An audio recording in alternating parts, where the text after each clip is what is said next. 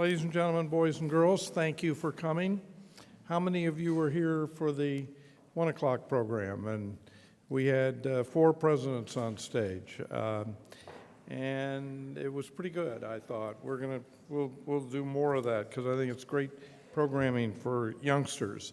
And this is for you because we have a very distinguished academic, political figure, friend of presidents, a lawyer, and a former legislator, a professor at many universities.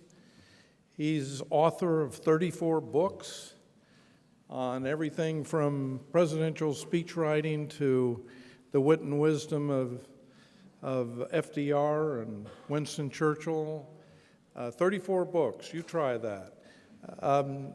And his newest is why he's here today, called Only Nixon, because he accompanied Ed Nixon on a trip to China last year, which was the 40th anniversary of the president's original trip to Beijing, which opened up China to the world and normalized our relations. He was a speechwriter to President Eisenhower, to President Nixon, to President Ford, to President Reagan. He was in the State Department as the director of the Office of Policy and Planning. Now, just imagine that very versatile career. And on top of all that, he looks like Winston Churchill. He portrays Winston Churchill. He writes about Winston Churchill. He's been recognized by the Crown for doing that in an exceptional way. And he does programs, as he's done here many times, on Winston Churchill. But today he's here as James Humes. It's my pleasure to present him. He's a close and good friend of all of the Nixon family and has been for many years. Please welcome Jamie Humes.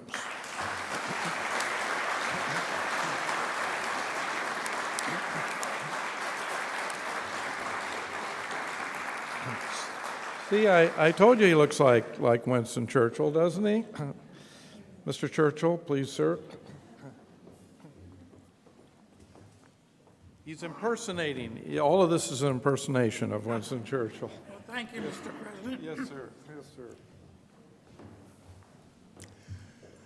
December 21st, 1959. And I am at a Christmas party at Forest Lane, the home of Vice President Nixon. Because of my wife, she's on the staff. And Nixon is eating some egg rolls. And I go up to him, and he says, "Someday I'm going to go to China." And stupid me, I said, correct him, said, "Oh, you mean Formosa, Mr. Vice President?" He said, "I said China, didn't I?"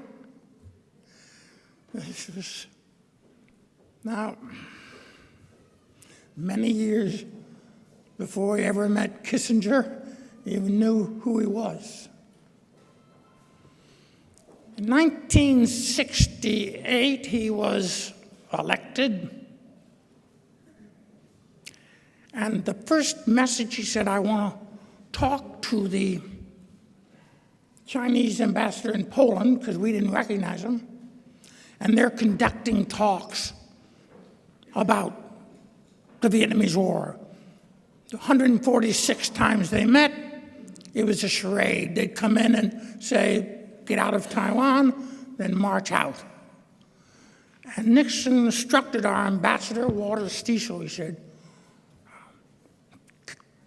"Get in contact with him." And he said, "Why can't they? He won't listen to me."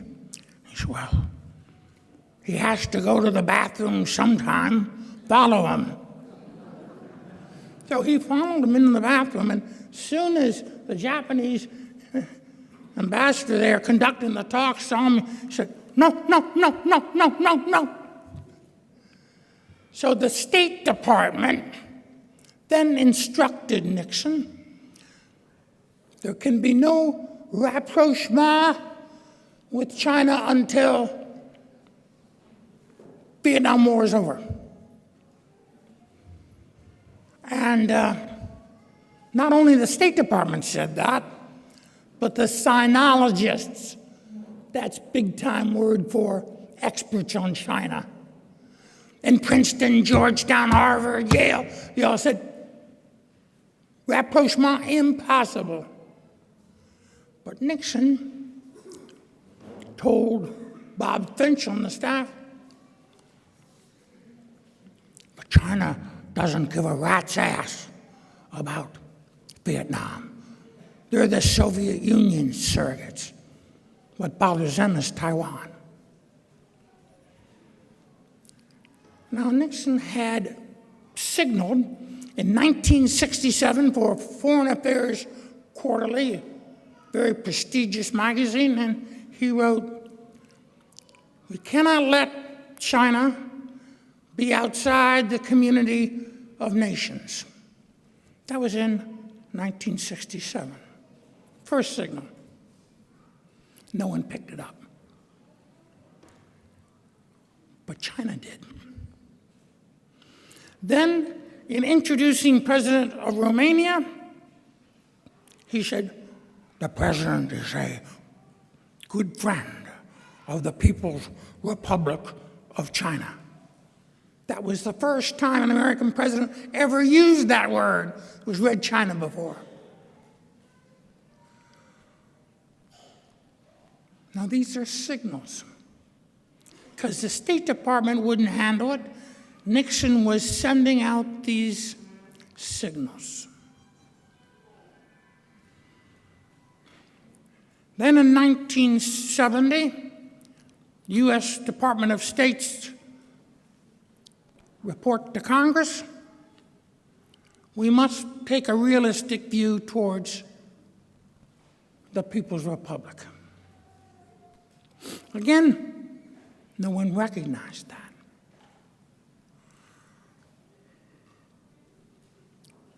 He also lifted the ban on exports to China. Before, exports with U.S. components in them were banned. He lifted that.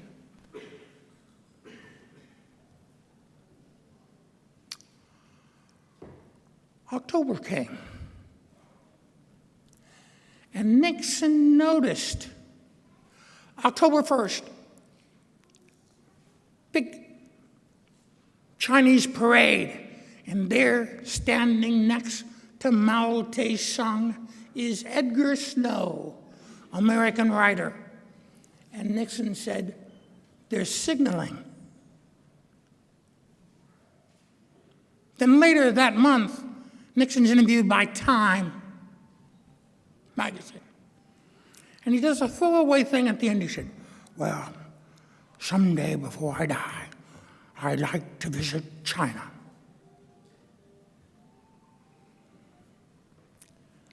Now, you notice when you came in to this great museum, and I've been to all the presidential museums, and it's the best.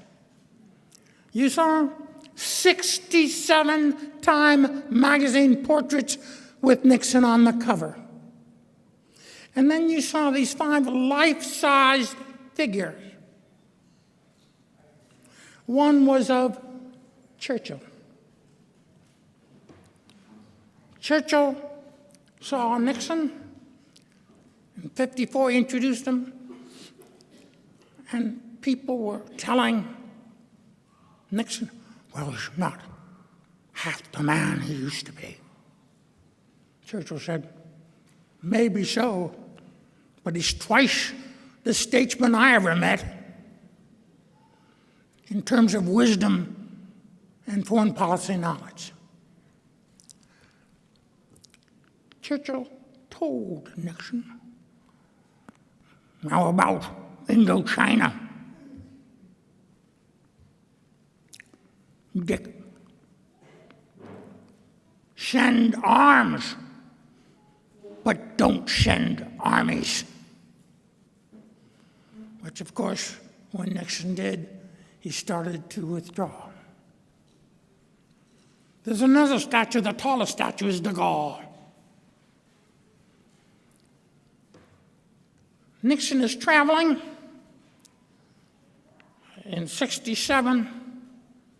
The State Department offers him no good offices, which they offered to Stevenson as a former candidate. But de Gaulle notices that Nixon is in town, and he has a state dinner for him. And he toasted him to your return to the White House. Nixon never forgot that. And he told him, he introduced, Nixon said, a new word to my vocabulary, détente. Oh, we all know what entente means. Détente, relaxation of tensions. And he said, Mr. Nixon, you must deal with China. And the person to deal with is Zhou Enlai, the most able Asian diplomat. Now, you notice a small figure there is Zhou Enlai, not Mao, Zhou Enlai. And Nixon would write a letter, he was 50% Communist Party ideologue and 50% Confucian gentleman.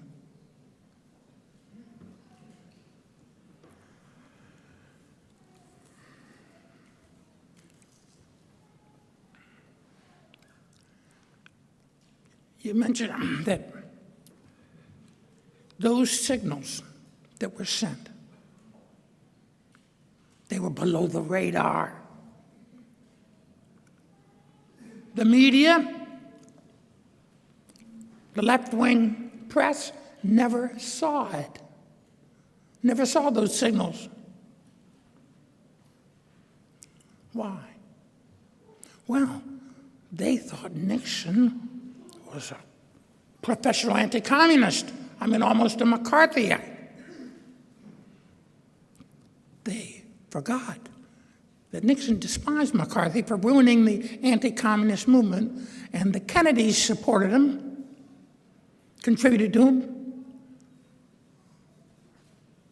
Joe McCarthy gave Bobby his first job, and in return, Bobby made Joe McCarthy the godfather of his oldest child. The second reason was that Nixon, of course, was a Republican. He was a reactionary. Tom Wecker of the Times said,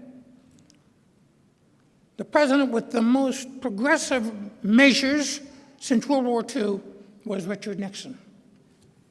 Affirmative action, Nixon program.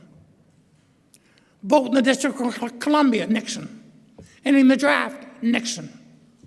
Environmental Protection Agency, Nixon. 18-year-old right to vote, Nixon. In fact, 89% of all schools desegregated in the South were done under the administration of Richard Nixon. Now, the other reason is why these signals were not seen. When Nixon made the Time magazine statement, that was after Zhou Enlai's putting Edgar Snow there. Well, then in April of '71, Zhou Enlai welcomes the U.S. ping pong team in Nagoya. And he takes them back. Vice President Agnew said, it's a propaganda stunt.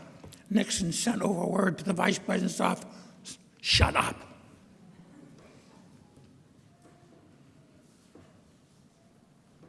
And then finally, because that's what it was like, a ping pong match between these signals that was done under the radar. Time, the Media never saw it. The professors never saw it. Well, then in June, this is after the ping pong welcoming to China, Great Hall, a message comes in. The president of Pakistan, this is interesting because the president of one state, Pakistan, delivers a message from another head of government, Mao, to another head of government, Nixon, an invitation to China. And Kissinger was asked to go. He said, I resign. Nixon said, I'll send Bill Rogers. I'll reconsider. Rogers was the Secretary of State.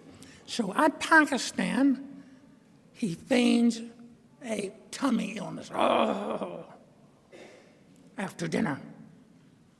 And they put him cloak and dagger, except more cloak than dagger.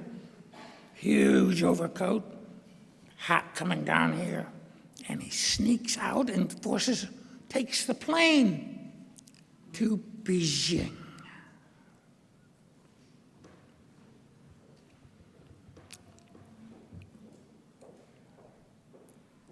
They didn't know the signals between these two. When the time came for Nixon to go to China, you wonder, why did Kissinger oppose? Well, Kissinger was an Atlanticist, throwing soccer balls on the tributary of the Atlantic. Nixon was a Pacificist. He was throwing footballs to his brothers on the sands of the Pacific. And then, in the war, Nixon served on a destroyer in the Pacific.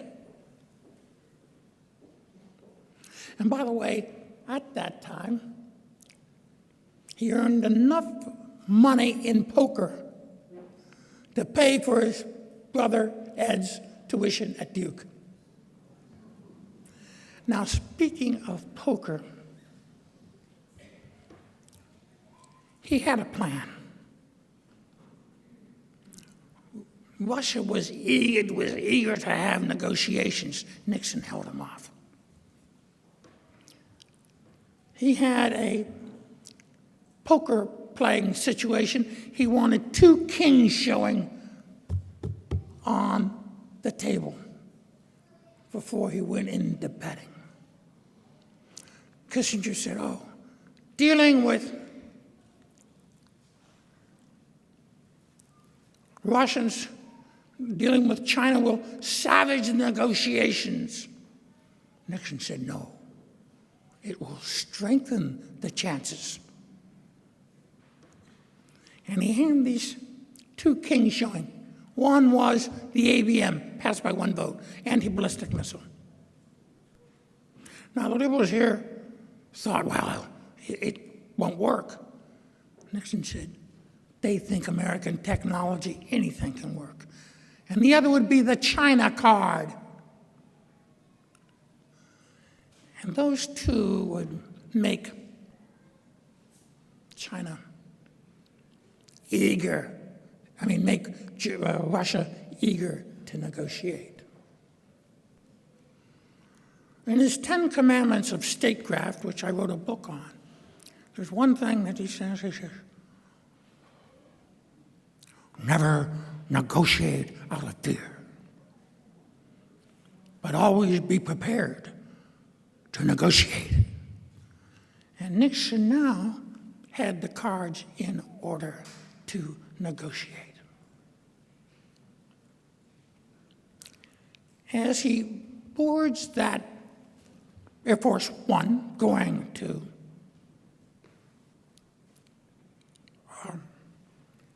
Beijing,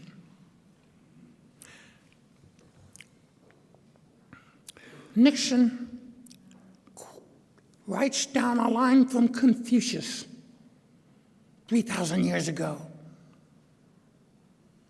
when the 18-year-old ruler of the Middle Kingdom, he called the family's old advisor, Confucius. And he said, "What? You are a great man. This is my first day king of the imperial kingdom, Middle Kingdom." And Confucius says, "Your first rule is always define the problem." All right, Nixon said the problem is Taiwan. China considers it a province. We consider it a nation. So Nixon devised a fig leaf that would cover both of them. We all recognize there is one China. And both Joe and I and Nixon could agree with that. Now, as they take the plane, and the plane, Air Force One, is circling over Beijing, Mao Tse-tung is in a coma. The State Department had opposed the trip to China because Nixon was not going to meet with an equal, Mao, but lower down, Zhou Enlai, and said the State Department it would be a great loss of diplomatic faith in the world. But Nixon went anyway.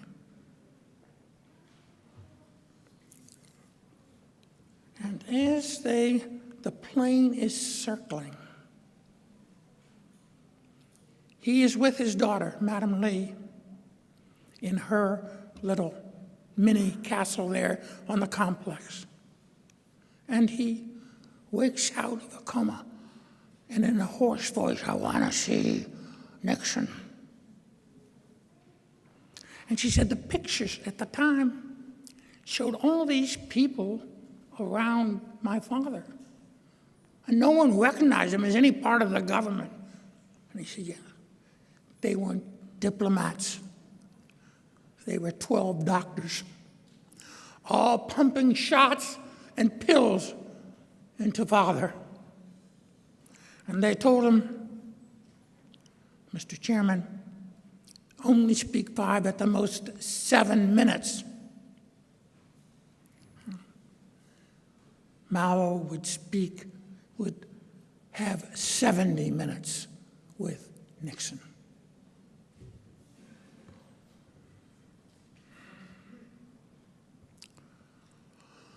We were over there February 21st, my wife and I with Ed Nixon, and Madam Lee gave a dinner for us.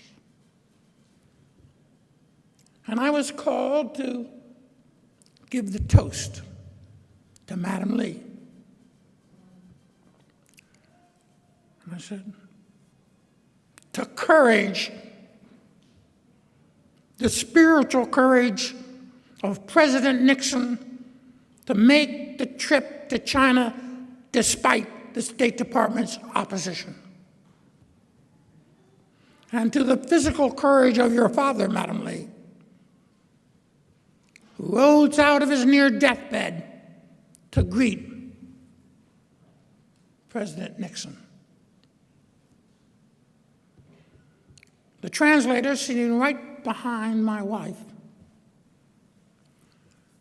translates it to Madam Lee. And she turns to me and goes,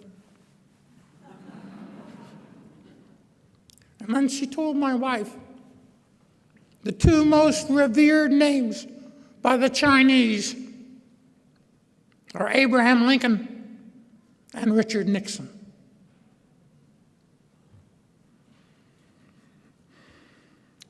It was the days that shook the world. Former Prime Minister Macmillan said, It was the diplomatic feat of the century.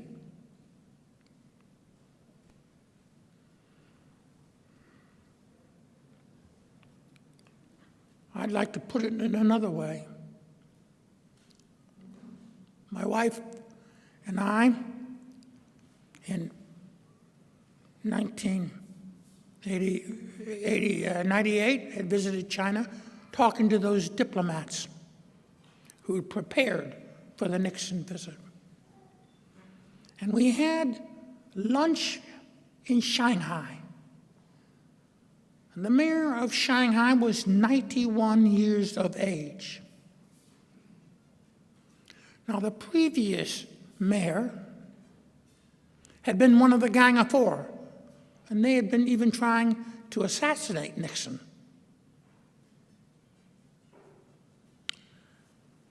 And I had, when I was in the Nixon White House, helped to craft those words that are now on the LEM vehicle on the moon.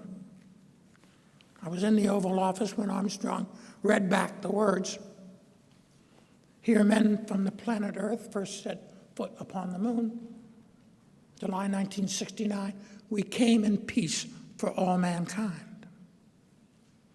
And I presented a replica of that plaque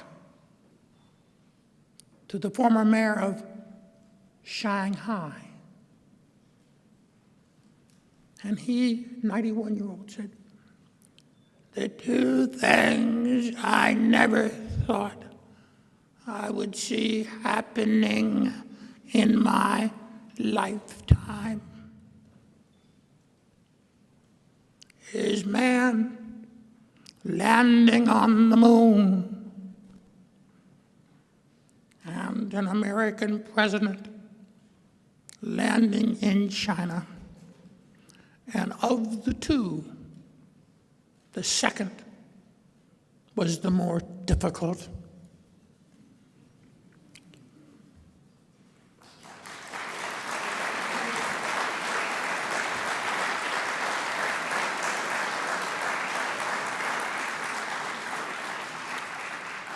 Do you have any questions? I know there are a lot of young people here and there are other things to do, but are there any questions you have on yes?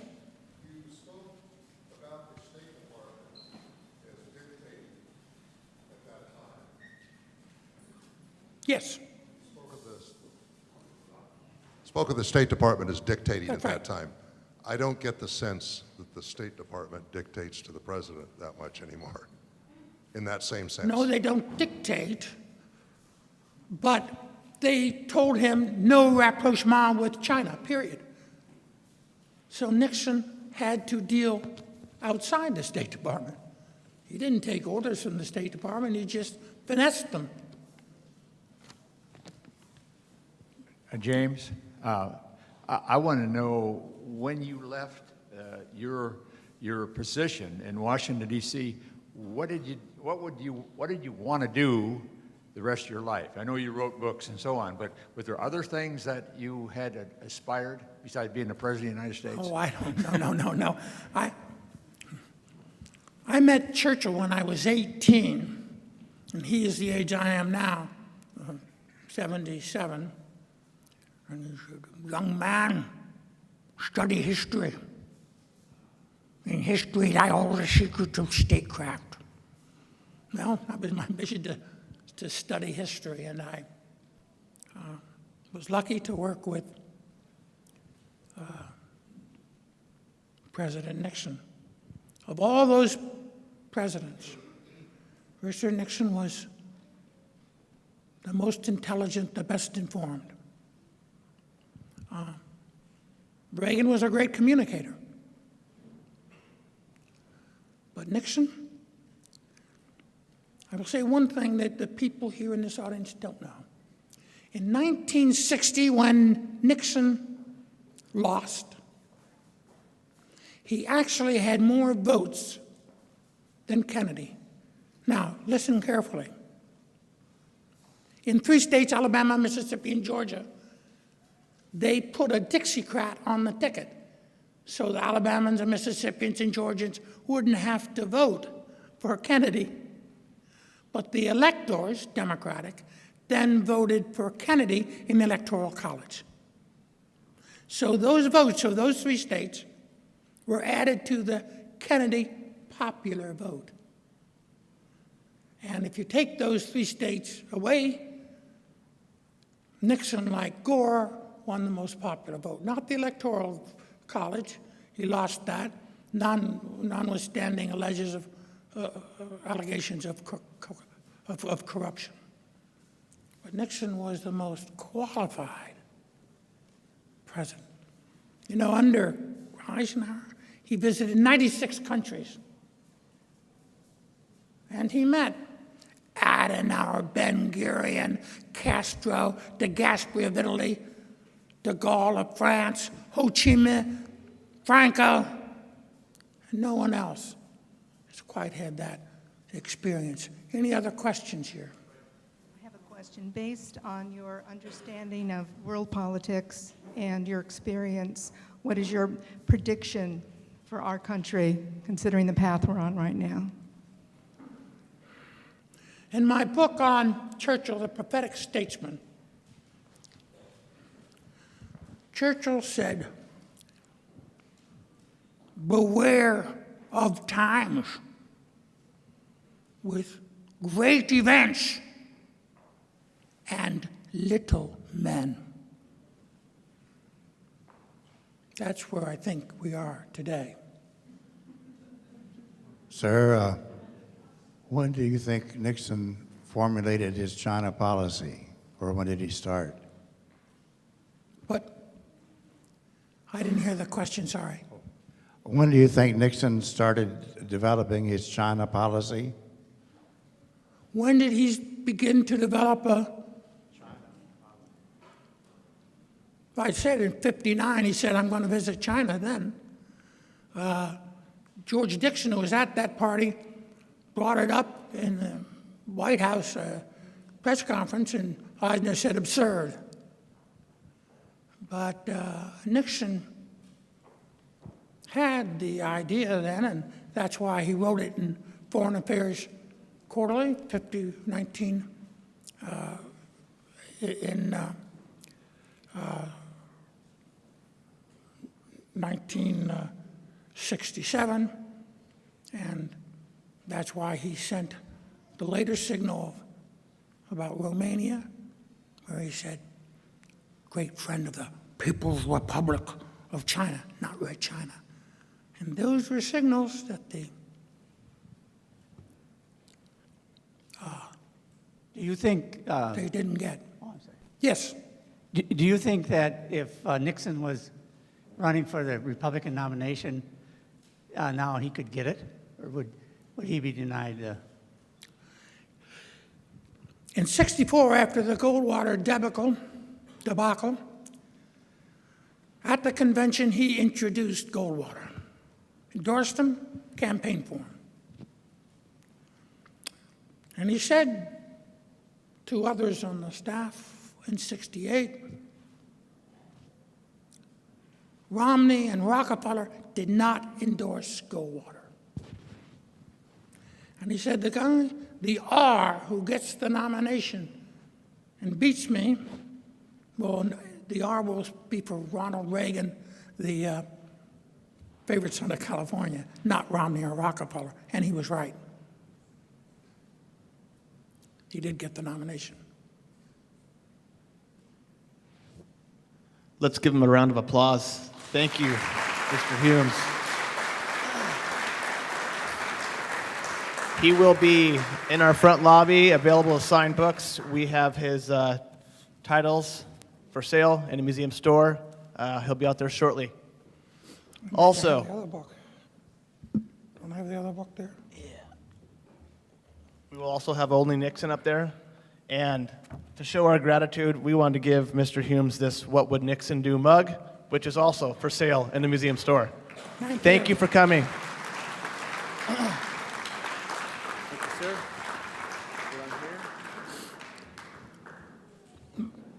My daughter is here, and so is my wife. Stand up. much. Bailey Humes and my wife, Diane. Bailey, you take this.